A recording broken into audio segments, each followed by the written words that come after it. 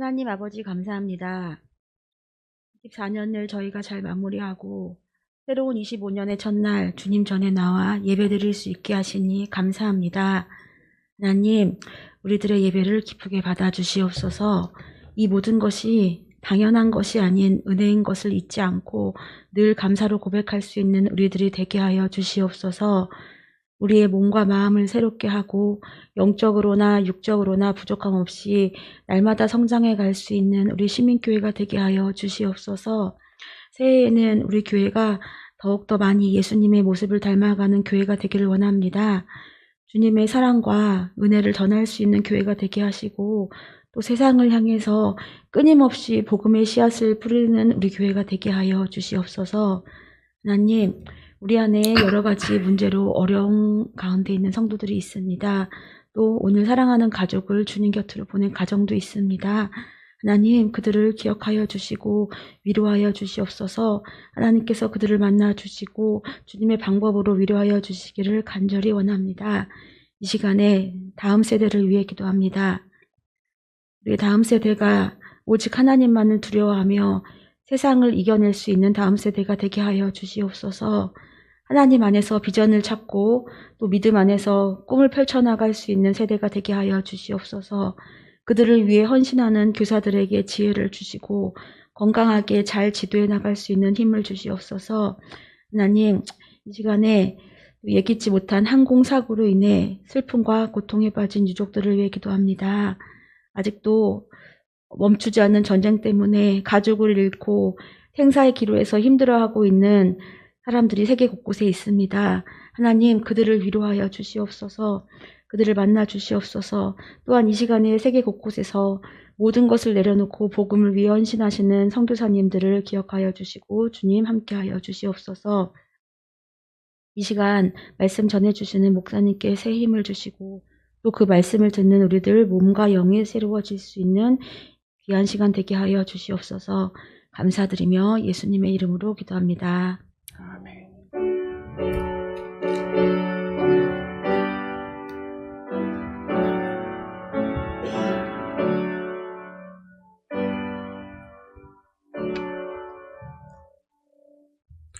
하나님께서 오늘 우리에게 주시는 말씀은 갈라디아서 3장 1절에서 9절입니다. 신약 성경 304쪽입니다. 갈라디아서 3장 1절에서 9절까지 교독하겠습니다. 어리석도다 갈라디아 사람들아, 예수 그리스도께서 십자가에 못 박히신 것이 너희 눈앞에 밝히 보이거늘 누가 너희를 깨더냐? 내가 너희에게서 다만 이것을 알려 하노니 너희가 성령을 받은 것이 율법의 행위로냐 혹은 듣고 믿음으로냐? 너희가 이같이 어리석으냐? 성령으로 시작하였다가 이제는 육체로 마치겠느냐? 너희가 이같이 많은 괴로움을 헛되이 받았느냐? 과연 헛되냐? 너희에게 성령을 주시고 너희 가운데서 능력을 행하시는 이의 일이 율법의 행위에서냐 혹은 듣고 믿음에서냐? 아브라함이 하나님을 믿음에 그것을 그에게 의로 정하셨다 함과 같으니라. 그런즉 믿음으로 말미암은 자들은 아브라함의 자손인 줄 알지어다. 또 하나님이 이방을 믿음으로 말미암아 의로 정하실 것을 성경이 미리 알고 먼저 아브라함에게 복음을 전하되 모든 이방인이 너로 말미암아 복을 받으리라 하였느니라. 그러므로 믿음으로 말미암은 자는 믿음이 있는 아브라함과 함께 복을 받느니라. 아멘. 이 시간 우리 서로를 보면서 인사 나누겠습니다. 반갑습니다. 잘 오셨습니다. 12세기부터 15세기까지 베네치아는 유럽의 동서양 교역의 중심지로 번성하며 가장 부유한 도시 중 하나로 꼽혔습니다. 이 도시가 얼마나 번영을 했는지 섬을 간척을 해서 도시를 건설했을 뿐만 아니라 당시의 기술로 이것이 가능했을까 싶을 정도로 아름답게 꾸몄습니다. 또한 다른 대륙으로 향하는 모든 배들이 정박하며 돈을 쏟아붓는 곳이기도 했습니다. 이러한 이유로 베네치아는 유럽에서 손꼽히는 부유한 도시로서 자리 잡을 수가 있게 되었습니다. 흥미로운 것은 이 도시의 크기가 서울의 약 3분의 2 정도밖에 안 된다는 것입니다. 그런데 이 작은 도시에 교회 건물이 몇 개나 있겠습니까? 베니스라고도 불리는 베네치아는 단순히 육지 위에 세워진 도시가 아닙니다. 간척을 통해서 땅을 다지고 또 건설한 도심에도 불구하고 그 안에는 약 139개의 교회가 있습니다. 아마 당시에 베네치아를 방문한 외부인들은 오늘날 서울에서 수많은 십자가 탑을 보고 놀라는 것처럼 도시 곳곳에 세워진 교회를 보고 깜짝 놀랐을지도 모릅니다. 어쨌든 당시의 교회는 대부분 벽돌을 쌓아 올려서 지어진 건축물이었습니다. 게다가 교회의 내부는 온갖 조각과 그림으로 장식되어 있었습니다. 그러니까 이 작은 도시에 139개의 교회가 있었다는 것은 오늘날과 비교해도 얼마나 많은 교회가 있었는지를 보여주는 것입니다. 근데 지금은 어떻습니까? 현재 베네치아에 있는 교회들 중 매일 예배가 드려지는 교회는 20개에서 30개 정도에 불과하다고 합니다. 나머지 교회들은 박물관과 미술관 또는 기념관으로 사용되고 있는 모습을 볼 수 있습니다. 한때 복음이 힘차게 외쳐지던 이 도시는 왜 이렇게 영적으로 쇠퇴해서 박물관이나 미술관으로 그 교회들이 변해버렸겠습니까? 오늘 그 질문에 대한 답을 사도 바울의 말씀 속에서 우리가 찾아볼 수가 있을 것입니다. 본문 1절과 2절 말씀을 다시 함께 읽겠습니다. 어리석도다 갈라디아 사람들아, 예수 그리스도께서 십자가에 못 박히신 것이 너희 눈앞에 밝히 보이거늘 누가 너희를 깨더냐? 내가 너희에게서 다만 이것을 알려 하노니 너희가 성령을 받은 것이 율법의 행위로냐 혹은 듣고 믿음으로냐. 아멘. 여기서 어리석다라는 표현은 바울이 할 수 있는 굉장히 강한 질책이라 할 수 있습니다. 예수님이 십자가에 못 박히신 모습이 눈앞에 선한데 어떻게 이렇게 살아갈 수 있느냐라는 그런 말인 것입니다. 그러면서 여러분은 율법을 지켜서 성령을 받았습니까? 아니면 복음을 듣고 믿어서 성령을 받은 것입니까? 라고 묻고 있습니다. 이것은 당시 사람들이 가지고 있던 그 핵심적인 착각을 찔러대는 질문이라 할 수 있습니다. 왜냐하면 그들은 할례나 율법을 지켜내는 것과 같은 그러한 행위가 자신들을 구원으로 이끌 수 있다라고 믿었기 때문입니다. 하지만 바울은 그들이 잊어버리고 있었던 중요한 진리를 다시 한 번 더 생각나게 하고 있습니다. 우리가 무언가를 하기 전에 이미 믿음이 우리 안에 시작되었다라는 사실입니다.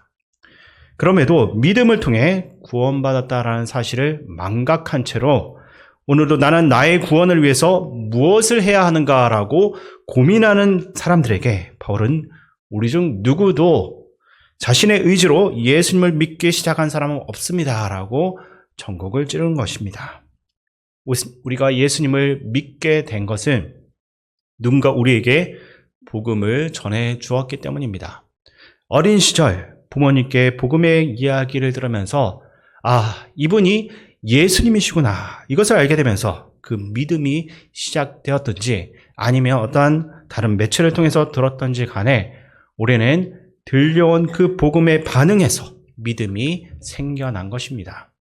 우리가 먼저 예수님을 알고 그분을 위해 특별한 무언가를 했기 때문에 믿음이 생긴 것이 아닙니다. 이것은 우리의 의지가 아니라 전적인 하나님의 역사와 주권의 결과라고 할 수 있는 것입니다. 우리가 하나님을 선택한 것이 아니라 하나님이 우리를 먼저 선택하셔서 믿음을 주신 사건, 이것이 바로 구원의 사건이라 할 수 있습니다. 바울은 오늘날 우리에게도 하나님께서 먼저 당신들에게 다가오셨기 때문에 하나님과의 그 관계에서 가장 중요한 것은 무엇이겠습니까? 라고 묻고 있습니다. 예배의 음식이나 교리보다 더 중요한 것은 바로 하나님과의 깊은 교제입니다. 그 관계가 단절된 상태에서 형식적인 의무만을 강조하는 것은 마치 아버지와의 관계가 회복되지 않은 상태에서 나는 아버지를 사랑합니다. 나는 아버지를 존경합니다. 라고 말하는 것과 같은 것입니다. 바울은 당시의 신자들에게 이렇게 질문했습니다. 어떻게 여러분은 하나님과의 관계를 소홀히 하고 예배의 형식과 그 절차에만 집착할 수가 있습니까? 그렇게 성찬식과 같은 그 예전은 단순한 의식이 아니라 하나님과의 관계를 더욱더 깊게 만들어가는 의미 있는 시간이라 할 수 있습니다. 그 의미를 잊어버리고 남들이 하고 있으니까 아무런 생각 없이 형식적으로만 참여한다면 그것은 하나님께서 우리에게 기대하는 모습은 결코 아닐 것입니다. 믿음의 흉내내기로 변하면 반드시 문제가 생길 수밖에 없습니다. 만약에 주기도문을 예배 중에 왜 하는지도 모르고 그저 다른 사람들이 하기 때문에 따라한다면 그 기도는 하나님과의 대화라는 본질을 잊어버리고 하나의 형식으로 변하면서 주문처럼 외우게 되는 것입니다. 물론 주기도문을 주문처럼 외우더라도 능력이 나타날 수도 있겠지만 더 큰 능력을 경험하는 것은 무엇이겠습니까?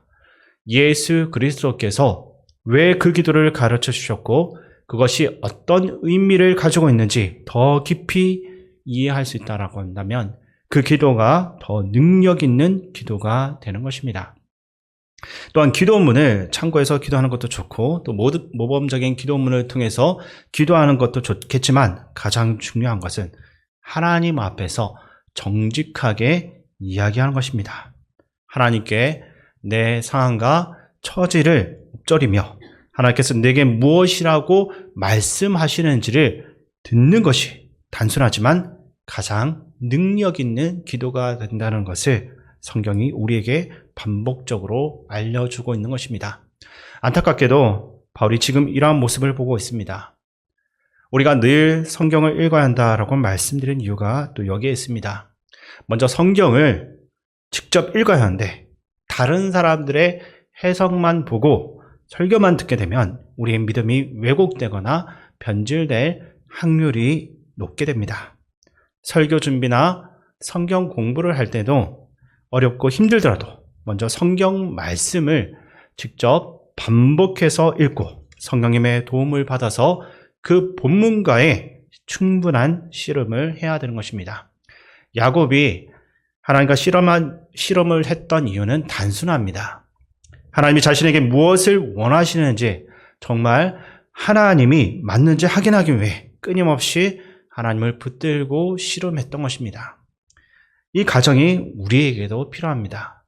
야곱이 이스라엘로 변한 것처럼 우리도 주님의 자녀의 우리도 주님과 멀어져 있는 상태에서 예수 그리스도를 따라가는 참된 그리스도인으로 살아갈 수 있는 토대가 생겨나야 하는 것입니다. 하나님이 주시는 말씀의 본질에 집중하지 않고 그저 편하게 해석된 것들만 보고 믿으려 하면 본질을 놓치게 된다는 것을 잊어버려서는 안 될 것입니다. 교과서 대신 참고서만 보고 공부하는 것과 같은 것입니다.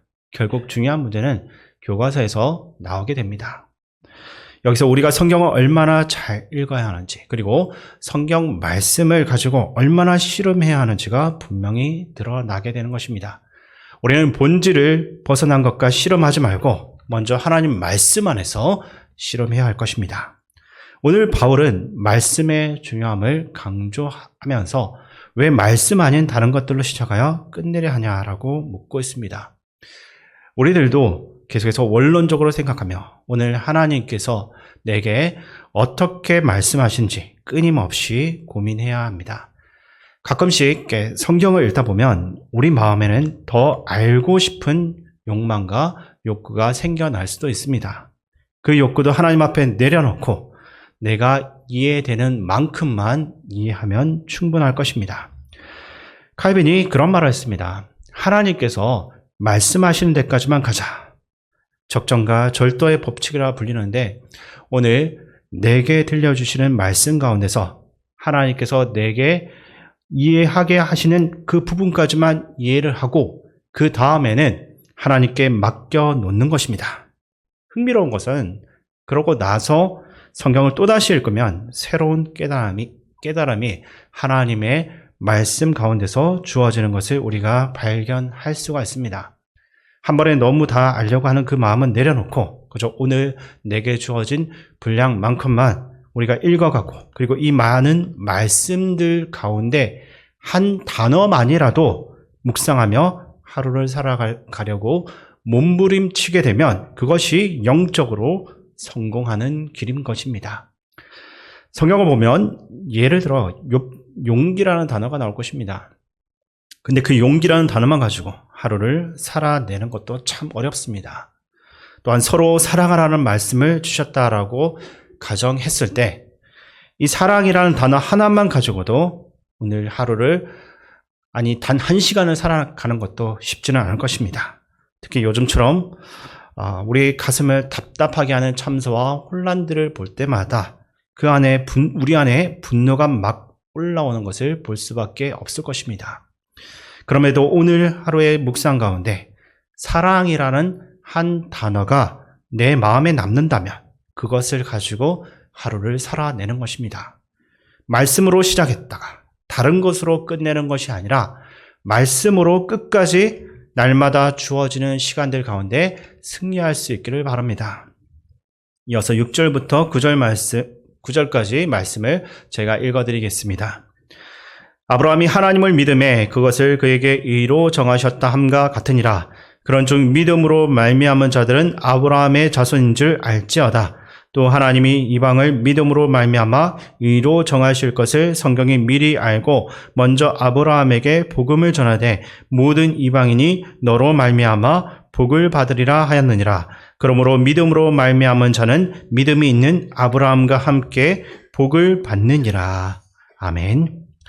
아브라함의 이야기를 다루고 있는데 이 이야기는 창세기 15장에 나오는 이야기입니다. 창세기 15장 6절을 보게 되면 아브라함이 여호와를 믿으니 여호와께서 이를 그의 의로 여기시고라고 나와 있습니다. 창세기 15장은 아브라함이 갈대아 우르를 떠나서 멜기세덱을 만나고 하나님과 언약을 맺는 중요한 장면으로 특히 햇불 언약이 등장하는 시점입니다. 하나님께서 아브라함을 잠재우고 쪼개진 동물 사이로 지나갔던 그 약속이 주어진 현장인 것입니다. 이때 아브라함의 이름은 아직 아브람입니다. 하나님께서 그의 이름을 아브라함으로 바꾸시기 전입니다. 또한 아브라함이 이삭을 바친 사건보다 훨씬 이전의 이야기인 것입니다. 아브라함이 하나님을 위해 지금까지 한 것은 떠난 것 말고는 없습니다. 그런데도 하나님께서는 이때 아브라함의 그 믿음을 의로 여기셨다라고 말씀하고 있습니다. 단지 하나님을 믿고 하나님을 위해서 살겠다라고 결단하며 그 믿음을 내어드렸을 때 하나님께서는 아브라함을 의롭다고 여기신 것입니다. 행함과 믿음이라는 그 주제는 매우 복잡한 것이 사실입니다. 행함과 믿음은 동전의 양면과 같아서 명확히 구분하기는 어렵습니다. 왜냐하면 믿음이 있는 사람의 행동은 그 믿음에서 나오는 것이고 행동 자체가 그 믿음을 드러내는 것이기 때문입니다. 하지만 오늘 바울이 왜 이렇게 행함보다 믿음을 먼저 강조하고 있는지를 우리가 생각해 봐야 할 것입니다. 저를 보시면서 강 목사의 믿음은 여기까지이고 그 다음은 그의 행함이다라고 명확히 구분할 수 있는 분은 없을 것입니다. 저 역시 어떻게 하면 믿음을 가지고 살아갈 수 있을지 늘 고민하며 행동하려고 노력은 하고 있습니다. 그래서 행동 하나하나가 믿음에서 나오는 것일지도 모릅니다. 그런데도 바울이 오늘 믿음과 행함을 분리해서 믿음이 먼저라고 분명히 기록한 이유는 그 순서의 중요함 때문입니다. 믿음이 먼저라는 것은 바울이 강조하는 중요한 핵심 메시지입니다. 믿음이 먼저 있어야 그 믿음에서 나오는 행동이 참된 의미를 가질 수 있기 때문입니다. 이러한 관점에서 아브라함이 보여준 그 믿음은 하나님께서 그를 의롭다고 여기실 수 있는 이유가 되는 것입니다. 방금 말씀드린 것처럼 우리가 하나님을 선택하는 행위가 구원의 시작이 아니라 하나님이 먼저 우리를 선택하신 것이 구원의 시작입니다. 바울이 오늘 강조하는 것은 바로 이것인 것입니다. 하나님이 우리를 먼저 선택하셨다라는 사실을 깨닫지 않으면 우리의 믿음도 결국 어려움에 빠질 수 있다는 것입니다. 우리는 하나님 앞에서 내가 이만큼 해내지 않았습니까? 내 믿음이 이 정도입니다 라고 말하면서 시험에 들 수 있는 것입니다. 그러나 우리의 믿음조차도 하나님께서 주신 특별한 선물이라는 확신이 있다면 우리는 끊임없이 하나님께 감사의 고백을 드릴 수밖에 없는 것입니다. 바울이 행함보다 믿음을 먼저 강조한 이유는 바로 이 차이를 알았기 때문입니다. 우리는 머리로는 믿음이 중요하다는 것을 잘 알지만 삶 속에서 자꾸 행함 쪽으로만 기울 때가 많습니다. 왜냐하면 믿음이 눈에 보이지 않기 때문입니다. 믿음만으로는 불안하다고 느끼기 때문인 것입니다. 하지만 행함은 눈에 당장 보이기 때문에 우리의 본성이 자연스럽게 그쪽으로 집중되고 기울게 됩니다. 그렇다고 행함이 나쁘다라고만 할 수도 없습니다. 우리의 신앙생활은 하나님을 향한 마음에서부터 시작되기 때문입니다. 하나님을 알고 하나님을 사랑하고 하나님을 따르고 싶은 그 마음이 우리의 행위로서 나타나는 것입니다. 그렇지만 중요한 것은 하나님을 위한 행함은 주를 온전히 믿은 그 다음에 이루어질 수가 있는 것입니다. 믿음 없이 행하는 것은 빈 껍질과 같고 하나님 없이 살아가는 것과 같습니다. 마치 배의 선장 없이 항해를 시작하는 것과 같기 때문입니다. 그래서 바울은 믿음과 행함을 구분하고 행함에 치우쳐 있는 그들에게 믿음이 우선이다라고 강조하는 것입니다. 하나님을 믿는 믿음 안에서 행함이 이루어져야 한다는 사실을 잊지 마시기 바랍니다. 우리가 주를 믿는 믿음 안에서 행동한다면 할례를 받았든지 안 받았든지 그러한 것으로 사람을 정죄하지 않게 됩니다. 주님이 우리에게 서로 사랑을 하라고 하셨기 때문입니다. 율법도 가만히 보면 하나님께서 그 공동체를 온전하게 만들고 서로 사랑하는 관계를 이루도록 주신 것입니다. 예수님께서 온 율법이 하나님을 사랑하고 이웃을 사랑하라라고 말씀하신 이유인 것입니다. 그러니까 우리가 주님 안에서도 이 모든 것을 잃어버리게 되면 그때부터 내가 드러나기 시작하는 것이고 아무것도 아닌 것이 되는 것입니다. 오늘 바울이 그 이야기를 하고 있는데 너의 행위가 나를 의롭게 하는 것이 아니라 믿음이 나를 의롭게 하는 것입니다. 행위가 기적을 일으키는 것이 아니라 믿음이 기적을 일으키는 것입니다. 믿음이 먼저 내 삶을 변화시키는 능력이 된다는 사실을 꼭 기억하기를 바랍니다. 예전에 한경직 목사님께서 돌아가시기 전에 후배 목사님들이 찾아간 적이 있습니다. 그 목사님들이 한경직 목사님께 아마 묻고 싶은 게 많았었던 것 같은데 그중 한 질문이 목회를 잘하려면 어떻게 해야 합니까?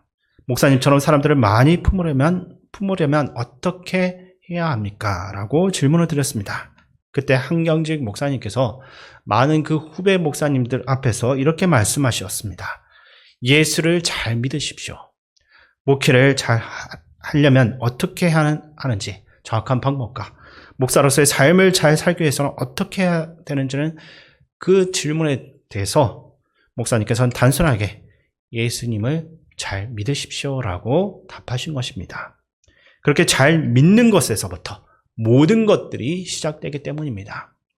제가 서두에 말씀드린 것처럼 왜 유럽의 도시들이 그 도시 안에 있는 교회들이 쇠퇴했겠습니까? 오늘 바울이 말하는 그 답을 정리하면 믿음 없는 행함만을 강조했기 때문입니다. 중세시대 교회가 타락한 이유도 여기에 있습니다. 헌금을 많이 하면 지옥에 있는 그 선조들의 영혼도 구원받을 수 있다고 속이면서 그것만을 강요하고 그 헌금으로 화려한 예배당 건물을 건축했습니다. 그 결과 유럽 전역에는 교회 없는 그런 동네가 거의 없습니다. 그들이 작은 교회라고 부르는 예배당도 어마어마한 규모인 것입니다. 그러나 그렇게 하나님을 찬양하며 지었던 아름다운 예배당들이 오늘날에 이르러서는 하나님을 영화롭게 하는 그런 예배하는 곳으로 남아있지는 않습니다. 많은 교회가 박물관이나 미술관, 심지어 그런 술집이나 호텔로 바뀌고 있는 모습을 자주 접하게 되는 것입니다. 오늘 바울이 우리에게 분명하게 이야기하는 것은 무엇이 중요한지에 관한 것입니다. 바라건대 올 한 해는 우리의 작은 행동 하나하나가 믿음에서 출발하는 행동이 되길 바랍니다. 믿음 없는 행동은 아무런 의미가 없습니다. 이것을 분명하게 기억하고 날마다 주님 안에서 그 믿음을 온전히 드러낼 수 있는 그러한 삶이 되길 바랍니다. 유럽 교회에 대한 소식을 접할 때마다 저는 이것이 한국의 미래가 될 것 같아서 걱정이 되기도 합니다. 우리 역시 믿음을 잃어버린 채로 행함만을 강조하다 보면 같은 길을 걸어갈 수도 있을 것입니다. 교회가 많이 있다라고 좋은 것이 아니고 그것이 부흥이라고 마냥 기뻐하는 것이 아니라 정말로 우리 모두가 믿음 안에서 행하고 있는지, 믿음을 가지고 하루하루를 살며 그 믿음을 드러내기 위해서 온 힘을 다하고 있는지 스스로에게 질문을 해야 할 때입니다. 내일도 그 다음 날도 그 믿음 안에서 하루하루를 살아낼 수 있기를 주님의 이름으로 축원드립니다. 우리 이 시간 말씀을 가지고 함께 기도하기를 원합니다. 우리의 행위나 형식에 의지하지 않고 오직 믿음으로 하나님과의 그 깊은 관계를 회복할 수 있도록 기도하시고 우리의 예배와 기도가 단순한 의무나 반복이 아니라 진정으로 하나님과 대하는 시간임을 깨닫고 그 관계 안에서 믿음을 더욱더 깊이 높게 갈 수 있도록 그러한 제목으로 우리 주의 이름 크게 한번 외치는 기도하겠습니다. 주여! 사랑과 은혜가 하신 아버지 하나님, 오늘 시간 저희를 주님의 존전에 불러주시고 주님의 뜻을 구하며 기도할 수 있는 은혜를 허락하심에 감사드립니다. 저의 삶을 돌아보면 행위와 형식에 의지하며 믿음의 본질을 잊어버릴 때가 있습니다. 외적인 모습과 형식적인 의식에만 집중하고 주님과의 깊은 관계를 소홀히 하였음을 고백합니다. 저희 이런 연약함과 부족함을 용서하여 주옵소서. 저희가 행위나 형식에 의지하지 않고 오직 믿음으로 주님과의 깊은 관계를 회복할 수 있도록 인도하여 주옵소서. 저희의 마음을 새롭게 하시고 영혼 깊은 곳에서부터 주님을 갈망하는 순수한 믿음을 허락하여 주시옵소서. 그래야 저희 예배와 기도가 단순한 의무나 반복이 아니라 살아계신 하나님과 진정으로 대하는 교제의 시간이 되게 하여 주시옵소서. 매일 삶 속에서 주님의 임재를 경험하게 하시고 주님의 사랑과 은혜를 더욱더 깊이 깨달을 수 있도록 도와주시옵소서. 세상의 분주한 가운데서도 주님의 음성에 귀 기울이게 하시고 주님의 뜻을 분별하며 순종하는 지혜와 용기를 주시옵소서. 형식적인 말과 행동이 아니라 진실한 마음과 열정으로 주님을 예배하며 그 안에서 참된 기쁨과 평안을 누릴 수 있게 도와주시옵소서. 성령 하나님, 저희 안에 역사하시어 우리의 마음을 더욱 주님께로 향하게 하시고 세상의 유혹과 시험을 이길 수 있는 능력과 지혜를 부어주시옵소서. 저의 생각과 말과 행동이 주의 말씀에 깊이 뿌리를 내리게 하시고 그 말씀을 삶 속에 실천함으로써 주님께 더욱더 가까이 나가는 저희 모두가 될 수 있도록 주님 저희를 붙들어 주시옵소서. 주님, 다시 한 번 더 말씀을 가지고 기도하기 원합니다. 우리가 믿음을 기본 바탕으로 살아가는 가운데 그 믿음이 우리의 행동과 삶 속에서 자연스럽게 드러날 수 있도록 기도하시고 세상의 유혹과 시험 가운데서도 그 믿음을 굳건히 지키며 우리의 믿음이 더욱더 주님을 의지할 수 있도록 주의 이름 한번 크게 외치는 기도하겠습니다. 주여! 존귀하신 아버지 하나님, 오늘도 저희를 주님 앞에 불러주셨사온데 주님 앞에 나아가 기도할 수 있는 이 은혜에 우리가 감사드립니다. 저희가 세상을 살아가며 무엇을 의지해야 될지, 어떤 방향으로 나갈지 고민할 때가 많습니다. 저희가 행위나 세상의 가치관에 흔들리지 않고 오직 믿음을 바탕으로 살아가게 하여 주시옵소서. 주님께 주신 그 귀한 믿음이 저희의 삶의 기초가 되게 하시고 그 믿음이 저희의 행동과 삶 속에 자연스럽게 드러날 수 있게 인도하여 주시옵소서. 저희의 말과 생각, 모든 결정 가운데서 주님의 뜻을 먼저 구하며 믿음을 통해서 주님의 영광만을 나타내는 삶을 살게 하여 주시옵소서. 세상은 저희를 끊임없이 넘어지게 합니다. 눈에 보이는 것들에 마음을 빼앗기게 하시고 빼앗기게 하고 일시적인 만족을 추구하며 살도록 저희를 흔들어갑니다. 그러나 주님, 제가 그러한 유혹과 시험 가운데서도 믿음을 굳건히 지킬 수 있도록 도와주시옵소서. 주의 말씀으로 무장하여 흔들지 않는 마음을 갖게 하시고 어려운 상황에서도 오직 주님만 바라보며 나아갈 수 있는 용기와 지혜를 허락하여 주시옵소서. 저희 믿음이 더욱더 성장하기로 합니다. 주님을 더욱더 깊이 의지하게 하는 그러한 능력이 되게 하여 주시옵소서. 저희 힘과 능력으로는 아무것도 할 수 없음을 고백합니다. 주님의 능력과 인도하심에 의지하며 하루하루를 살아갈 수 있게 도와주시옵소서. 성령님, 저희 마음 가운데 지금 이 시간 임재하시어 저희 믿음을 새롭게 하시고 주님의 뜻을 분별할 수 있는 지혜를 주시옵소서. 주님의 작은 음성에도 귀 기울일 수 있는 영적인 민감함을 허락하여 주시옵소서. 주님, 우리 교회가 형식에만 얽매이지 않고 하나님과의 관계 속에서 진정한 사랑과 믿음을 나누며 서로를 격려하고 세울 수 있는 공동체가 될 수 있도록 기도하시고, 우리 시민교회가 믿음 안에서 함께 성장하고 주님의 뜻을 이루어가는 교회가 될 수 있도록 우리 주의 이름 크게 한번 외치며 기도하겠습니다. 주여! 하나님 아버지, 저희 삶을 돌아보며 형식이나 절차에 너무 사로잡혀서 진정한 예배와 교제를 놓치고 있음을 고백합니다. 외적인 것, 보여지는 것에만 치중하고 하나님과의 깊은 관계를 소홀했던 저희의 연약함을 용서하여 주시옵소서. 우리 교회가 오직 하나님과의 관계 속에서 진정한 사랑과 믿음을 나누는 공동체가 되기 원합니다. 주님의 사랑을 마음 깊이 깨닫고 그 사랑을 서로에게 전하며 살아가게 하여 주시옵소서. 각자의 약함과 부족함을 이해하고 받아들이고 서로를 격려하고 세워주는 공동체로 세워주시게 도와주시옵소서. 저희 가운데 역사하시어 마음을 새롭게 하여 주시옵소서. 세상의 기준과 사람의 눈에 보이는 것보다 하나님의 뜻과 마음을 먼저 구하는 저희 되게 하여 주시옵소서.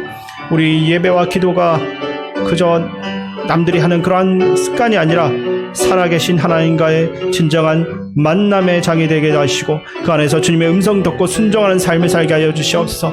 저희가 서로를 격려하고 세울 수 있는 공동체 되기 원합니다. 기쁨은 함께 나누는 가운데 더욱 배가 되게 도와주시고 슬픔은 함께 짐을 져서 가볍게 하는 사랑의 공동체로 인도하여 주옵소서. 서로를 위해 기도하며 어려운 가운데 있는 지체들에게 위로와 도움의 손길을 내미는 저희가 되게 하여 주시옵소서. 그래야 믿음 안에서 함께 성장하고 주님의 뜻을 이루어가는 교회 되게 도와주시옵소서. 저희 교회를 통해서 주님의 사랑과 복음이 세상에 전파되게 하시고 어둠 속에 있는 영혼들이 주님께 돌아오는 역사가 일어나게 하여 주시옵소서. 저희의 작은 순종과 헌신이 하나님 나라를 확장하는 데 사용되게 도와주시옵소서. 우리 가정과 일터 가운데 주님의 사랑을 실천할 수 있도록 주님 붙들어 주시옵소서. 우리 모두가 주님의 향기가 되길 원합니다. 주님을 드러내는 삶이 되게 도와주시옵소서. 주님, 우리 시간 교회 안의 한우들과 연로하신 어르신들을 위해서 함께 기도하겠습니다. 암투병 중인 박지연 권사님, 임경순 집사님, 단위고집 마사유키 성도님, 송정규 성도님, 그리고 김현진 권사님 위해서 기도해 주시고, 위암 4기로 치료 중에 있는 우리 교회 김다미 청년의 아버지 김윤경 성도님 위해서도 기도해 주시고, 갈비뼈 골절로 고통 가운데 있는 최경미 집사님 회복과 사랑하는 문금의 집사님을 떠나보내고 슬픔 가운데 있는 유가족들을 위해서 기도해 주시기 바랍니다. 이 외에도 여러 가지 연약함으로 기도하고 있는 우리 모든 한우들과 독감으로 어려운 가운데 있는 성도들, 또 교회 어르신들을 위해서 함께 마음 모아서 주의 이름 크게 한번 외치는 기도하겠습니다. 주여! 아버지 하나님, 우리 교회 안에 있는 모든 한우들과 일러하신 어르신들 주님의 은혜와 치유의 손길로 맡겨드립니다. 이 세상에서 각자의 아픔과 고난을 겪고 살아가는 성도님들에게 주님의 위로와 사랑이 가득할 수 있게 도와주시옵소서. 암투병 중인 박지영 권사님, 임경수 집사님, 단위고집 마사유키 성도님, 송정교 성도님, 김현진 권사님까지 주님 손에 올려드립니다. 그들의 고통과 아픔을 아시는 주님께서 친히 찾아가시고 치료의 손길로 만져주시옵소서. 위암 4기로 또 힘겨운 시간 보내고 있는 김윤경 성도님에게도 주님의 특별한 은혜와 위로를 허락하시고 모든 치료 과정 가운데 주님의 능력과 평화만이 가득할 수 있게 도와주시옵소서. 최경미 집사님 가운데도 함께 하시어서 아버지 하나님, 부러진 것들, 부서진 그 모든 것이 다시 한 번 더 이어질 수 있게 도와주시고 그 몸이 상하지 않도록 아버지께서 회복 가운데 늘 함께하여 주시옵소서. 또한 사랑하는 문검의 집사님 떠나보낸 유가족들에게 주님의 위로와 평강을 부어주시옵소서. 슬픔 가운데 있는 그들의 마음을 주님께서 붙들어 주시고 영원한 하나님 나라의 소망과 확신으로 이 시간 채워주시옵소서. 또한 교회의 어르신들 가운데도 강건함과 평안을 허락하시고 남은 삶의 그 모든 날들이 주님의 은혜와 기쁨으로 채워지게 도와주시옵소서. 그들의 기도를 주께서 들으시고 각자 처한 그 상황 가운데서 주님의 은혜와 긍휼이 가득하게 도와주시옵소서. 우리 삶 가운데 하나님 함께하여 주시옵소서. 주님, 우리 이 시간 우리 교회 다음 세대 위해서 기도하겠습니다. 유치부부터 청년부까지 다음 세대들이 하나님의 비전과 꿈을 가지고 믿음으로 성장할 수 있도록 기도하시고 고3 수험생들 끝까지 하나님을 의지하며 주께 인생 맡길 수 있도록 기도하시고 또한 청년들과 복무 중인 청년들 하나님의 도심으로 모든 것이 협력하여 선을 이룰 수 있도록 기도하겠습니다. 그리고 장진아, 최재영, 김성희 전도사님 위해 기도하시고 각 부서 선생님들이 성령 충만한 가운데 모든 영혼을 귀하게 여기고 사명 감당할 수 있도록 우리 함께 주의 이름 크게 한번 외친 후 기도하며 나가겠습니다. 주여! 거룩하신 아버지 하나님, 유치부부터 아동부, 청소년부, 청년부까지 주님의 사랑과 은혜 가운데 자라는 모든 다음 세대가 하나님께 주신 비전과 꿈을 품고 믿음 안에서 살아갈 수 있도록 주님 붙들어 주시옵소서. 세상에 아닌 하나님 말씀에 그들의 삶이 세워지게 하시고 각자에게 주신 사명 따라 살아가는 귀한 세대 되게 도와주시옵소서. 특별히 고3 수험생들 기억하여 주시오. 대학에 입학할 때까지 하나님만 의지하며 그들의 인생을 주께 맡길 수 있는 믿음을 허락하여 주시옵소서. 그들의 마음 가운데 평강을 주시고 모든 가정이 주님의 선하신 뜻 안에서 이루어질 수 있도록 도와주시옵소서. 장진아, 최재영, 김승희 전도사님 가운데 하나님의 지혜와 능력을 더하여 주시고 성령의 충만함으로 맡기는 사명을 기쁨으로 감당할 수 있도록 도와주시옵소서. 각 부서의 교육자와 교사들이 맡겨진 그 영혼들 주님의 사랑으로 귀하게 섬길 수 있도록 주님 도와주시옵소서. 주님, 우리 이 시간 또 우리나라 참 많이 어려운데 이 나라의 정치, 경제와 또한 다양한 여러 문제들을 위해 그리고 남북한이 속히 복음적 평화 통일을 이룰 수 있도록 우리 함께 마음 모아서 기도하며 나아가겠습니다. 존귀하신 아버지 하나님, 주님, 공항 참사로 인해 많은 생명이 떠나갔습니다. 깊은 슬픔에 잠긴 유가족들의 마음을 주께서 헤아려 주시고 그들의 상처를 어루만져 주옵소서. 절망의 터널 속에 있는 그들에게 주님의 위로가 가득하게 원합니다. 삶의 이유를 모두 잃어버린 그들에게 다시 살아갈 힘을 주시고 주님의 사랑 안에서 평안을 누리게 하여 주시옵소서. 부상을 입고 회복 가운데 있는 이들 빠르게 회복되게 도와주시옵소서. 그들 치료하는 의료진들에게 지혜와 능력을 더해주시고 환자들이 고통에서 벗어나 건강을 되찾도록 도와주시옵소서. 사고 수습에 힘쓰는 모든 이들에게도 힘과 용기를 주시고 그들의 마음을 위로해 주시옵소서. 이러한 비극이 다시는 반복되지 않도록 우리 사회가 안전을 위해서 노력을 게을리하지 않도록 인도하여 주옵소서. 고통받는 모든 이들에게 주님의 위로와 평안을 내려주시고 슬픔 가운데 있는 이 땅에 주님의 소망을 심어주시옵소서. 또한 북한 주민들의 고통을 외면하지 마시고 그들에게 자유와 평안을 허락하여 주시옵소서. 남북한이 하나님의 뜻 안에서 평화롭게 통일될 수 있도록 길을 열어주시고 특별히 북한의 복음이 전해지고 자유롭게 예배할 수 있는 그날이 속히 오게 하여 주시옵소서. 주님,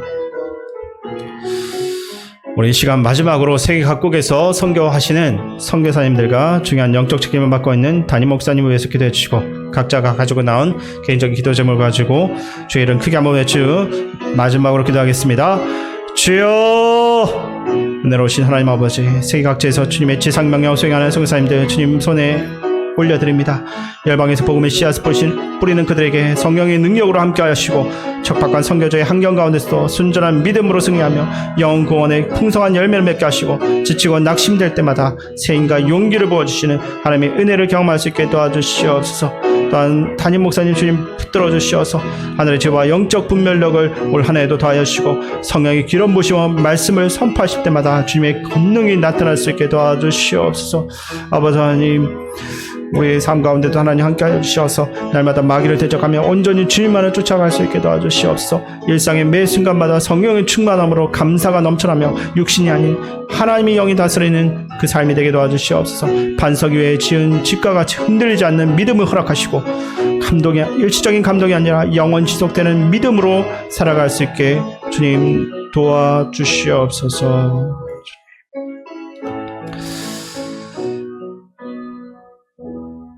하나님 아버지, 우리의 믿음이 외적인 행위로만 나타나지 않도록 인도하여 주옵소서. 우리의 행위 이전에 먼저 믿음으로 구원받았음을 항상 기억하게 하옵소서. 우리가 무엇을 해야 할지 고민할 때 먼저 하나님과의 관계를 우선시하게 하시고 그 믿음이 우리의 모든 행동의 근원이 되게 하여 주시옵소서. 믿음의 본질을 잃어버리지 않도록 도와주시고 말씀을 읽을 때마다 그 뜻을 온전히 깨달아 살아가는 삶을 살게 하여 주시옵소서. 우리의 삶의 모든 부분 가운데서 주님의 은혜를 경험하며 믿음 안에 살아가는 기쁨을 누리게 하여 주시옵소서. 늘 우리와 함께 하시는 예수님의 이름으로 기도드립니다. 아멘. 예, 교회 소식을 말씀드리겠습니다. 문금의 집사님께서 오늘 하나님의 부르심을 받았습니다. 수요 기도회 이후에 경기도 오리온 장례식장 이곳에 8시에 출발해서 위로 예배 드리겠습니다. 내일은 오전 11시에 입관 예배가 있기 때문에 교회에서 10시 50분에 출발하도록 하겠습니다. 교회 소식 주보를 참조해 주시고 이제 돌아오는 주일 신년 첫 주일인데 하나님께 또 감사함으로 예배 드리시고 성찬식이 예배 중에 있습니다. 기도로 잘 준비하시기 바랍니다. 다음 주 6일부터 10일까지 한 주간 동안 신년 특별 새벽 기도회를 합니다. 지금 여러 가지 신년의 결단도 하고 또 우리 가정적, 교회적으로도 또 기도할 제목이 많습니다만은 나라와 민족이 힘들고 어려울 때 우리 성도들이 깨어서 기도해야 되겠습니다. 예, 다른 내용은 주보를 참조해 주시기 바랍니다. 우리 다 함께 주기도문으로 예배를 마치겠습니다. 하늘에 계신 우리 아버지, 아버지 이름을 거룩하게 하시며 아버지의 나라가 오게 하시며 아버지의 뜻이 하늘에서와 같이 땅에서도 이루어지게 하소서. 오늘 우리에게 일용할 양식을 주시고 우리가 우리에게 잘못한 사람을 용서하여 준 것 같이 우리 죄를 용서하여 주시고 우리를 시험에 빠지지 않게 하시고 악에서 구하소서. 나라와 권능과 영광이 영원히 아버지의 것입니다. 아멘.